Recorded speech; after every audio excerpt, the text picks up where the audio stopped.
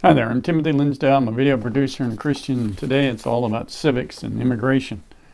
And it's about a challenge and heartbreaking asylum case.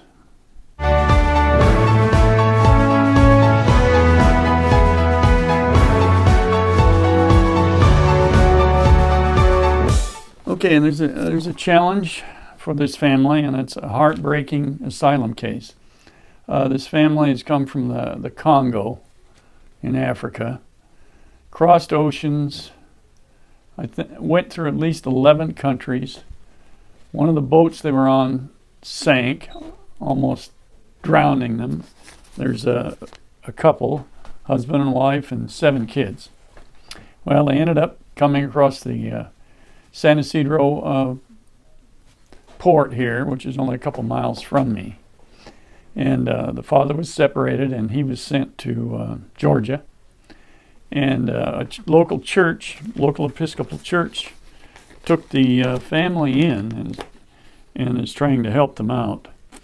His name is Bakala, Constantin Bakala. And it's a tragic story, at least the one they tell. He worked for a health ministry, apparently, in the Congo. But he was protesting against the president that's there now, and he was upset with the way that this president was continuing his stay in office even after an election, if I've got all that correct. And correct as I can get from the paper and the internet. But this separation is a common practice by customs right now, so that part's not new. He's had pending deportation. According to the stories I've read, he didn't have any legal help, and his English isn't great. I believe she speaks French, and I would assume that he speaks French, probably because the French colonized the Congo area at one time, but that's another story. But so he was right down to nearly the last day of being deported. And the family is saying that he would be murdered by their government if he returned for his activism there. At the time, they were robbed, beaten, incarcerated, raped. The family said all this stuff happened to them, and at least to the parents, and got their stuff together and got out of there. Well, for some reason, an immigration judge here is saying that the case isn't great for them. But they've been able to get a stay and extend his time so they can keep working on his case and for this family. These things are really a challenge to us to understand because we're not around this stuff much. I am more because I have acquaintances who are customs agent and live close to the border, trying to understand how this asylum thing works. Because all we can really go by is what the family is saying, and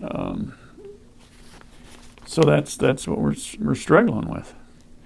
And let me go through here some more of this story. It's St. Luke's Episcopal Church in North Park should be mentioned. Many of the members of that church are helping this family out. Well, that's a great thing to do as a Christian, is helping your neighbors, whoever they may be. The family said they lost all of their papers and evidence in the boat sinking that almost drowned them, and so they didn't have any official information with them. I've seen nothing on the internet or in papers, any comments from the Congo about this situation at all. Reverend Colin Matthewson of St. Luke's has been a spokesman for them and helping them to deal with this issue and try to give him more appeals to stay in the country. Since they're divided up, it's a sad case, that's for certain.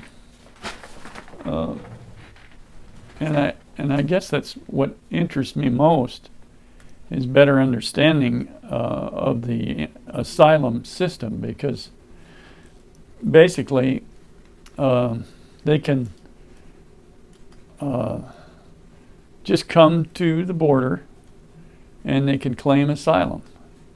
And from what I best understand, they can claim asylum, but the parents, or in this case the father, has been separated from the family. And again, that church is taking care of them. He said he was imprisoned. Police allegedly raped his wife, killing their unborn child. Their business was robbed. Family was poisoned. They almost lost children in that boat sinking. So all this is coming, just from the family, which makes this difficult for any judge in the court to try to make a decision about what's true, what is true and what isn't true. And I can see that with any asylum case, unless they've got some real great documentations and witnesses. So that seems to be what the problem is for these judges. I see the ACLU is involved in this, and right now between them and the judges, they're arguing back and forth about divided families and who's supposed to find them and who's supposed to unite them. And I'm hoping somebody knows what's going on. So it's nothing to laugh about, of course. It's a heartbreaking mess. The family and the church has had some rallies locally at the federal courthouse to try to get the stays for him to stay, and it looks like he's been given a reprieve to stay a while longer. So that's making the friends and family pretty happy. I'm certain of that. But understanding the customs, ICE, immigration's system for asylum seems a little crazy, shall we say.